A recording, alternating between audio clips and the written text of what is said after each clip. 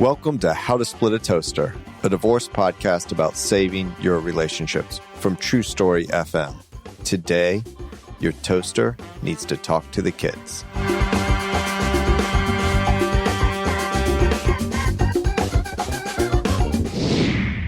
Welcome to the show, everybody. I'm Seth Nelson, and unfortunately today I'm flying solo because Pete is out with COVID.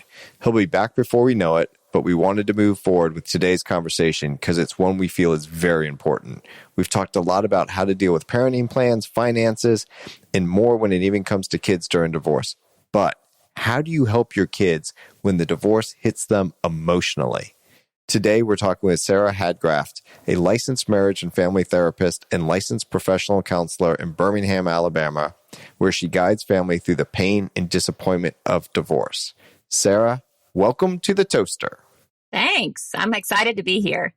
Well, as I told you before the show started, I am so excited to be talking to you, but this is a lose-lose for me today because Pete's not here. So if we don't get our typical huge downloads, he's going to be Seth, because I wasn't here. And when we exceed the best downloads we've ever had, he's going to say, because Sara was awesome. So at least it's a no-win. It's the no-win, but it's a win for the listeners because they've got you to talk to us about how you talk to the kids.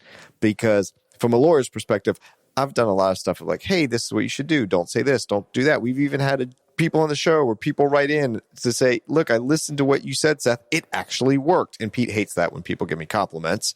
But to actually talk to a mental health professional solely focusing today on how do we talk to the kids and, of course, whatever else comes up. So tell us a little bit about yourself. Tell us how you got to where you are and tell us how we can help actually have these difficult conversations with our kids. All right. Well, I am, like you said, a licensed marriage and family therapist and a licensed professional counselor. I really got to where I am because I went through the transition of divorce in 2012. And when that happened, I went back to school to get my marriage and family therapy license, which I always think is interesting, going through a divorce and then becoming a marriage and family therapist. But I did because I felt like I knew a lot about relationships and learned a lot. When I was going through graduate school, I was studying children of divorce. Every project, every paper was on them because I wanted to help my kids move through this transition in the best possible way.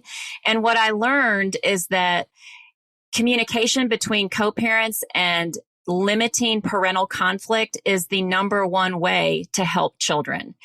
And when I started looking at the mental health field and what's out there to help co-parents, it was just limited. There just wasn't a lot of people that want to go from mental health professionals that want to go into helping co-parents. And I will tell you, it's because it's litigious.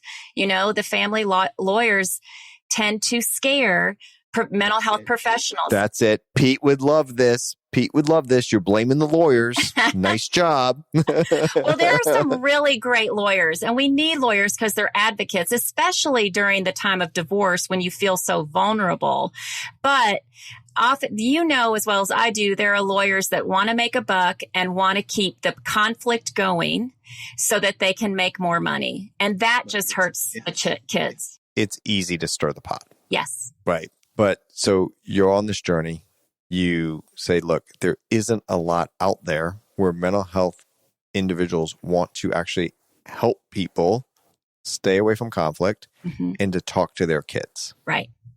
Right. So now when we say talk to kids, I want to just, this question is just right in my head up front. And so I want to kind of get right to it. Okay. Kids are different ages. Yeah. Do you have conversations or do you deal with these difficult conversations with kids in different age groups, like toddler, preteen, tween, teenagers? Like, do you kind of put it in those categories? Yeah. I mean, I definitely think that you have to look at the different age groups to see what they're able to handle. A 2-year-old can't handle as much as a 12-year-old. But I think that often kids want things simple.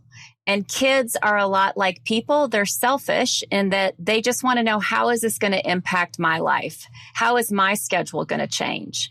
I think kids that are a little bit older, maybe in the teen range or a little preteen, may understand what this means in terms of their family no longer being there. But I think that it's an ongoing conversation. It's not just one conversation. I often say, like, even when we have conversations about sex with our kids, we can't just have one. We have to have multiple conversations. And then wait a minute. So I was supposed to have conversations with my child who's now 18. Like, have I missed that boat? Is that what you're telling hell me? Yeah, you have. Okay. I'm going to text his mom and say, I hope she did it. I'm sure she did.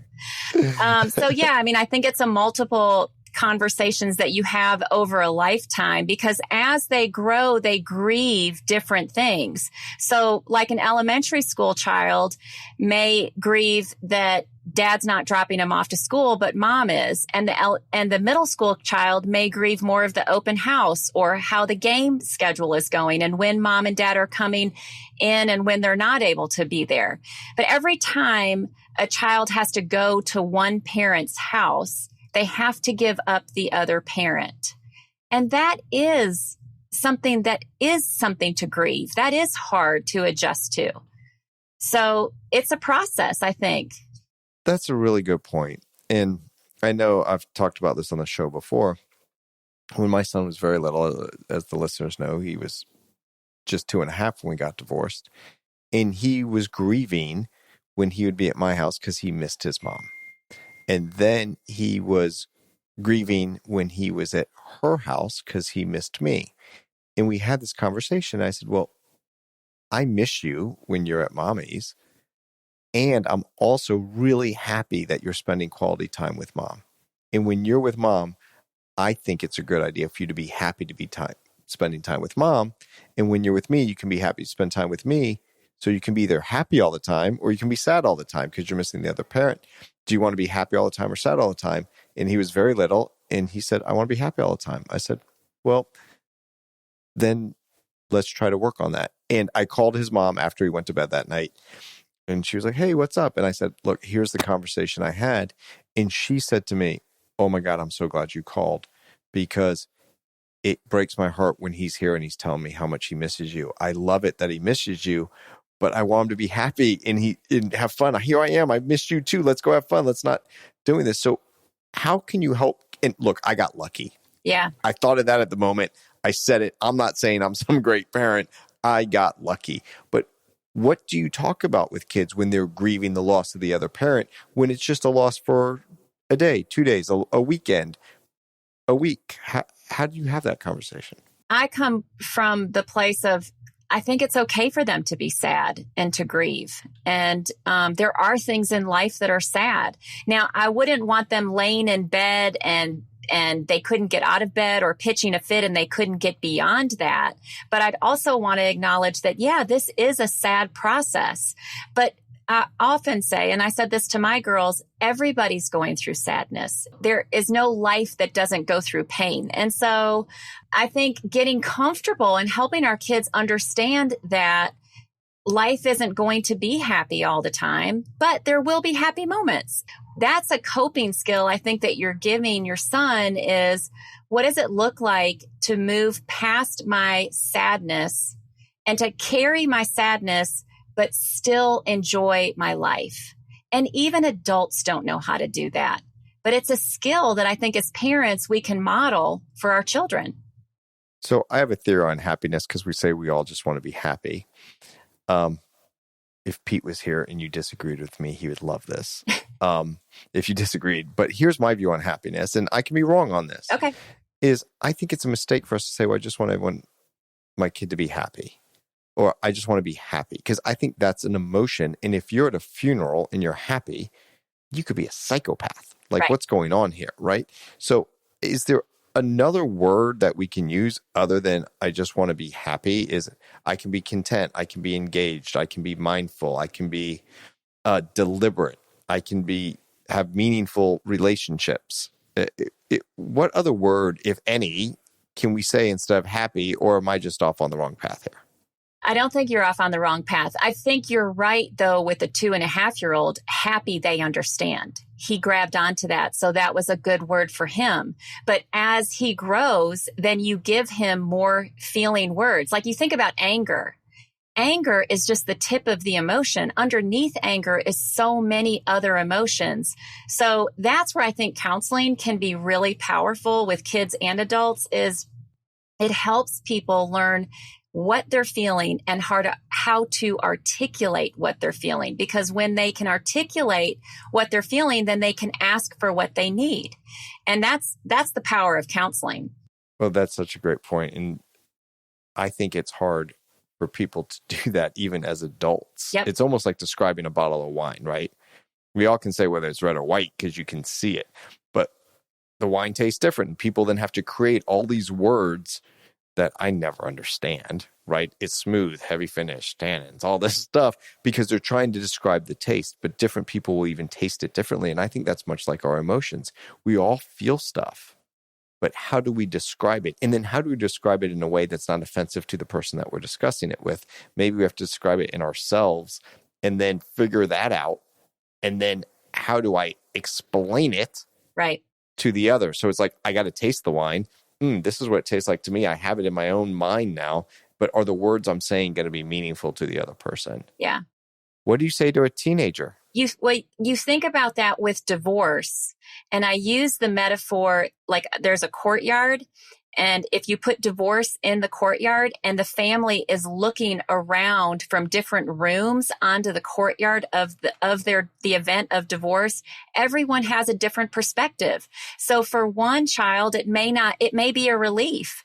And for the other child, they may experience a lot of pain. I think for teenagers, I think it's still keep it simple. I think there are teenagers out there that want a lot of information. And I don't always think it's good. Why?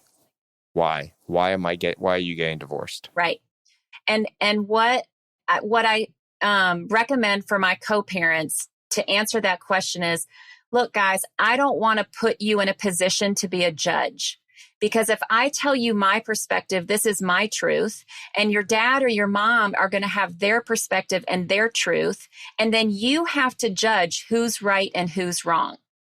I don't want to put you in that position. What I want to put you in the position of is we love you, and you don't have to know the ins and outs of our relationship. And if you think about life, there's a lot of mystery in life. So I think it's actually good for our kids to live in some mystery, that they don't have to have all the answers and they don't have to know everything.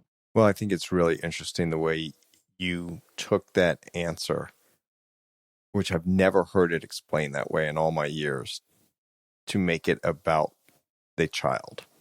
Most parents will say, those are adult conversations. You don't need to know about them. Where you're saying is, I don't want to put you in the position of trying to figure out whose fault this is. Right. That's not your job. You think about elementary and preteen, they're very black and white. So right and wrong makes a lot of sense to them. It makes a lot of sense. Yeah, they don't really get there's different perspectives. Right. So now you're having this conversation.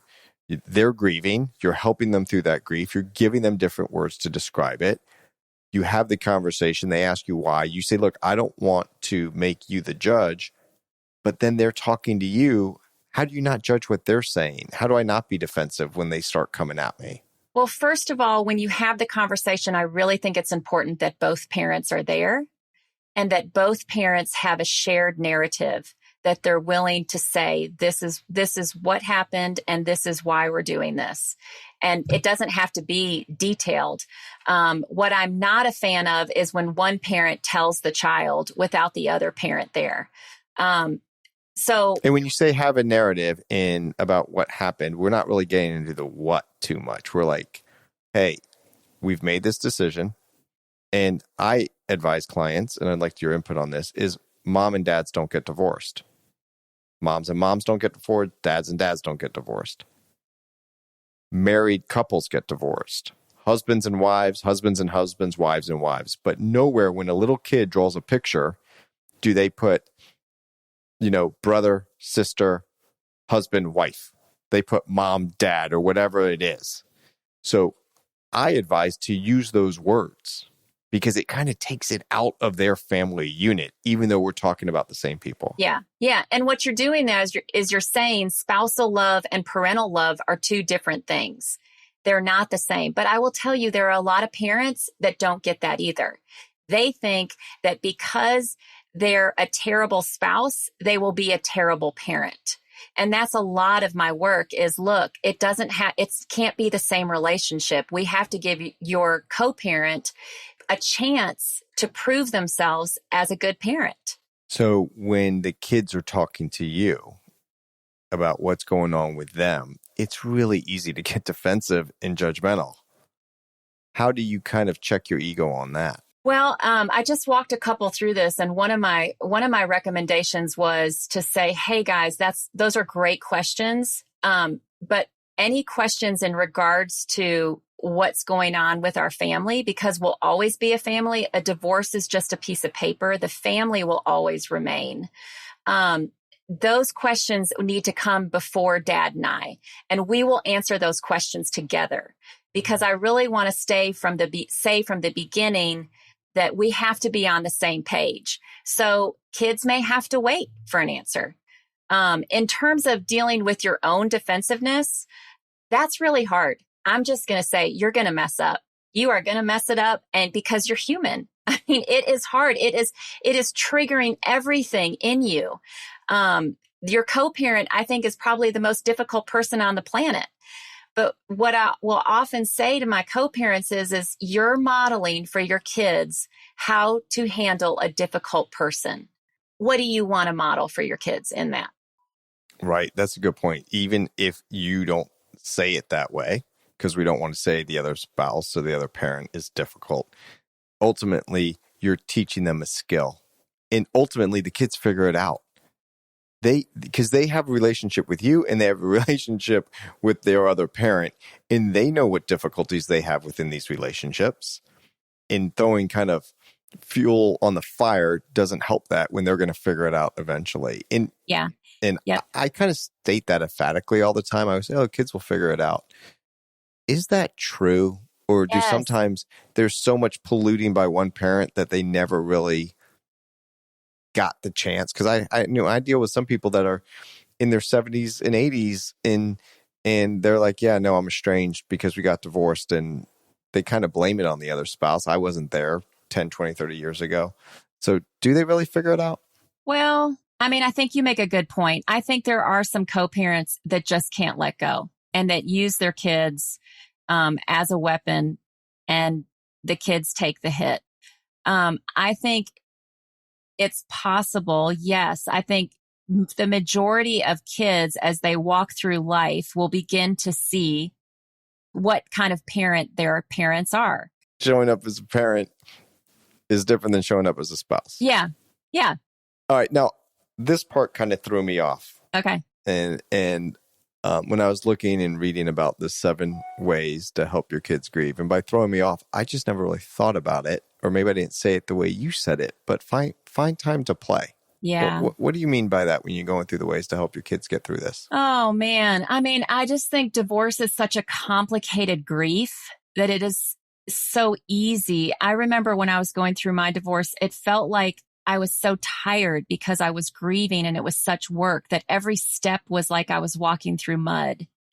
And I had to find times to laugh with my kids. I wanted to model for them, hey, even when we go through difficult times, we can find places of happiness. We can find places of joy. It doesn't have to be all full of sorrow. So it was really important to me to play games or to have our community of friends come in and hang out with us, so that would bring them, they could see life outside of the divorce. I never want a divorce to be the whole book of their lives, of their childhood, just a chapter. And it was a pretty shitty chapter, but we now get to move on, and they get to learn how to deal with difficulty. When you were saying that, I was like, oh, it sounds like you're avoiding the divorce. Let's just keep them busy. Get friends over this. And you can also laugh about the divorce. You can have gallows humor. Yep. That's okay. That's a common thing that people do when they're stressed out. It's actually healthy for you to laugh about stuff in difficult times.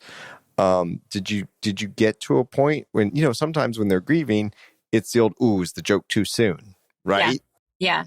But how did you find that, and how does that work with couples? Well, I mean, I guess that's one thing I love about my family is we laugh. And I actually say to my clients, the guy that wrote the Search for the Meaning of Life was a Auschwitz survivor. And the one thing I remember about that book is there is a chapter on humor, and they used humor in Auschwitz to survive. I mean, that is so powerful. So absolutely, I think that humor has a great place for grief. You make all this sound easy. Just laugh a little bit, talk to your kids about this, bring some friends over. So we talk a lot about the show, like you're going through the grief and then it's very hard. And then we have like this great victory story.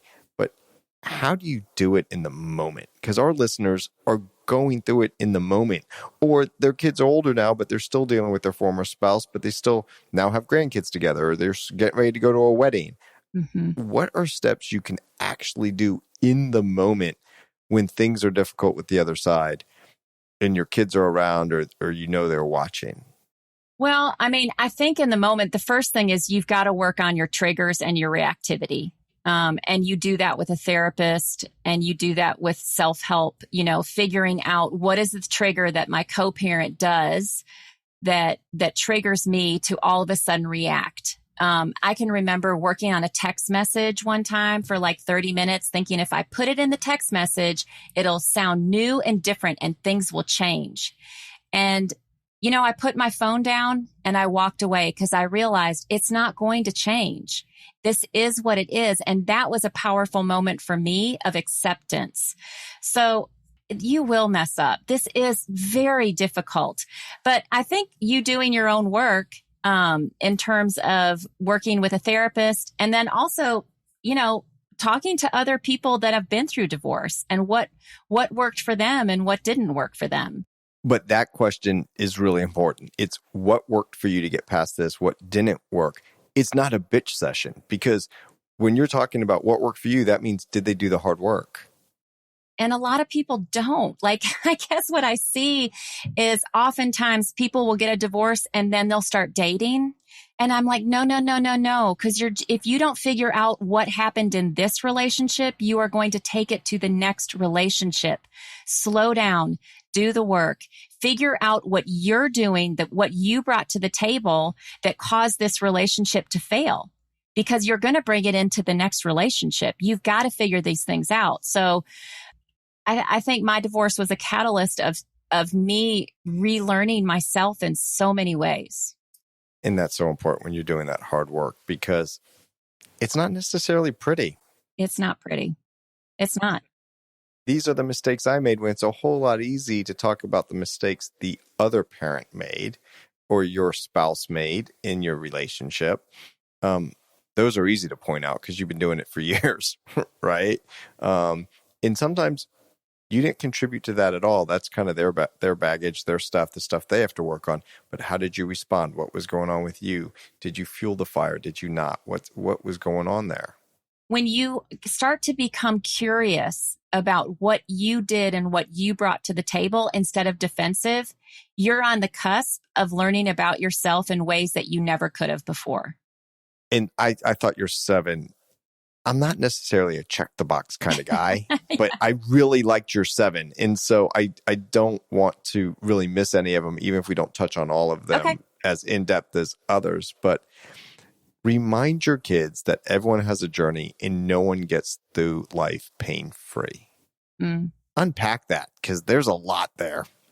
Well, I mean, I remember, talking to my girls about our divorce, and I said, this is part of our story, but down the street, someone has a cancer diagnosis, or they've lost a job, or there's alcoholism and drug abuse in their family.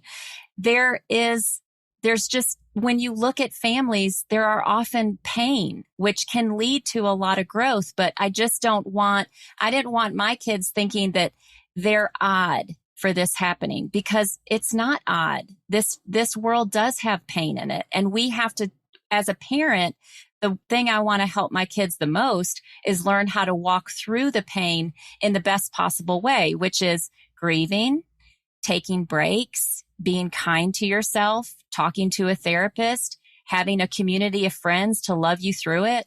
So nowadays, I would say almost every kid in class knows some kid whose parents are divorced. Yep.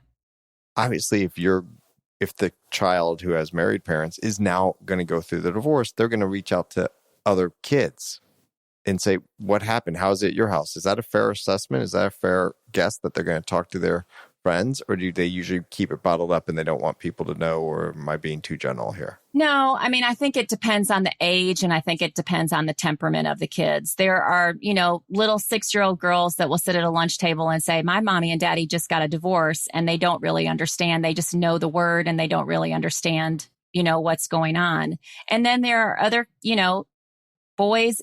Well, I think girls can internalize, boys can externalize through anger and irritability and depression and aggressiveness. But I also think boys can internalize. I think it really depends on the child. And I think the more that you can create a culture in your family of basically vulnerability, like letting your kids see that you screw up and things hurt you at work or with friendships, and then talking about that with kids opens communication with your kids to be like, man, my friend was such a jerk today. And you get to talk about that and you get to say, yeah, I've had that as well. And that it does hurt. Well, on that point about making mistakes, I know that I've apologized to my son when I made mistakes and he was little. Yep. I have all the authority and all the power. Let's be honest about it. When they're 4 years old, yep. You've basically, I'm not saying they won't throw a temper tantrum, but you've got the power and the control. But when they're 4 and you apologize, I think that's really powerful for kids to understand, like, oh, here's this authority figure, but when they make a mistake, this is how you do it. Yep. Right? Absolutely. And along with that, which kind of dovetails into number 5, is help them find words for their feelings. I felt remorse, so I said, I'm sorry. Yeah. Well, and you're teaching such an important skill, which is repair.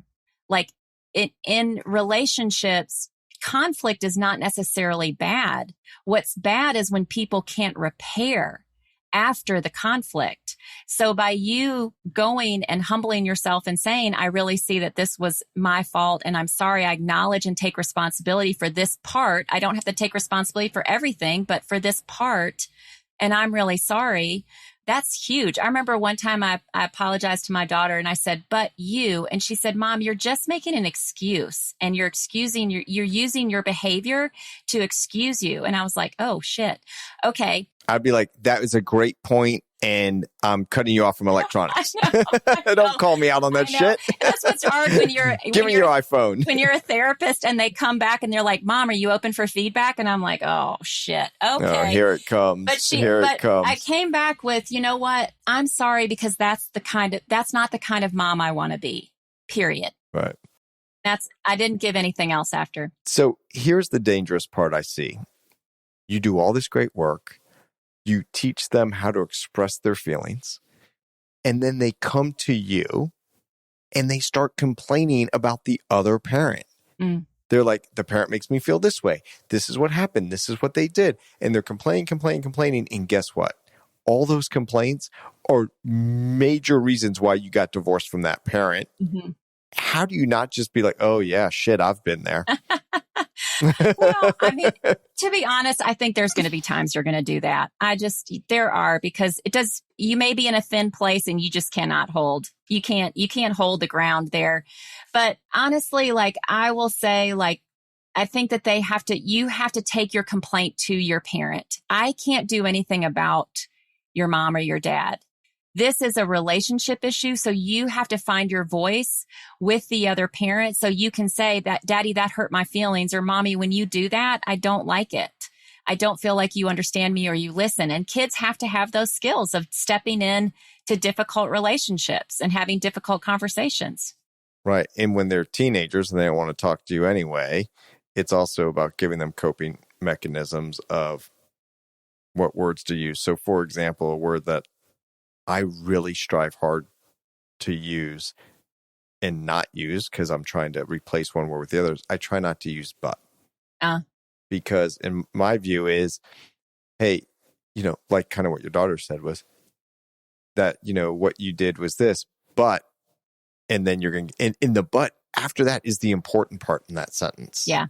right? And that's why your daughter responds that way. Like, Yeah. oh, you're just making an excuse. You can say, well, you did this and I felt this. Yep. So it gives them equal weight. Yes. Where the but everything follow has more power in that sentence. And look, I'm a lawyer. I think words matter. Yeah. And that's a great negotiating skill right there. Thank you. It does not work with my fiance. She's like, I know what the fuck you're doing. You know? And she's in the car business, so I always hear the presumptive close. She goes, really? You're trying to presumptively close me? And I'm like, I've been trying to do that for 12 years. Right, you know? right. So but I think those conversations, and even explaining to your child, like, try to use and, not but, and see how that works.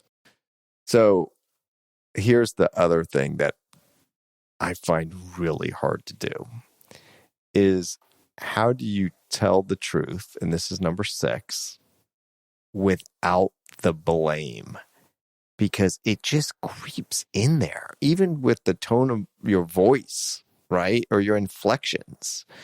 That, I think, takes a lot of mindfulness and a lot of thought. Can you kind of give us an example of that? I mean, the example I often use with co-parents, well, first of all, let me answer the question of how do you do it without the blame? I think you keep the focus on yourself, that you have your story to share, and you own your blame and what you did wrong. And you let your co-parent, hopefully they will share a similar story. Sometimes they won't, but you hold on to your story, and that's what you share, because that's your truth and that's what you know is real. How do you do it without the inflection? And like, I get what you're saying. Like, you got to own it. Okay, I'm owning it. But, you can say stuff like, look, I made a lot of mistakes in the relationship. Your mother still really loves you. Or, yeah, I made a lot of mistakes in the relationship. Yeah. But you know what? Your mom loves you. Like, they can just sound different, right? Like, one could be, I made a lot of mistakes. Wink, wink, nudge, nudge. Like, it's really her fault, How do you kind of do that, even if you're talking about you? Because it's so easy to add, like your daughter called you out on the but. Well, I think you're going to mess up. I don't think that it's progress, not perfection. Hopefully, as you do your own work, you really start to believe that there was a part that you played here. And when you start to believe that, I think your voice will reflect that. But I will often tell my co-parents 90% of our communication is our body language. So my co-parents will come in and they say, I never speak bad about my co-parent. I would never say anything bad. I said, really? Have you ever received a text from your co-parent, looked at it, rolled your eyes, and thrown your phone down in front of your kids? You spoke volumes in that moment. And I know, because I've done it. I get it. So I think how you can work on your own reactivity to your co-parents' triggers is going to be the best thing. But that takes time. I mean, it takes time because you're grieving your own loss. Oh, that's such a good point about the body language, because we hear that all the time, is how do you respond? And people will say, oh, I never say anything bad, but the rolling of the eyes or whatever, and just getting tense, just tightening up, and it's on your face, right? And then you're going to say, oh, it's a text from your dad. Right? Oh, what's wrong, Mommy? It's a text from your dad. Well, now boom, negative right there. Right. Yeah.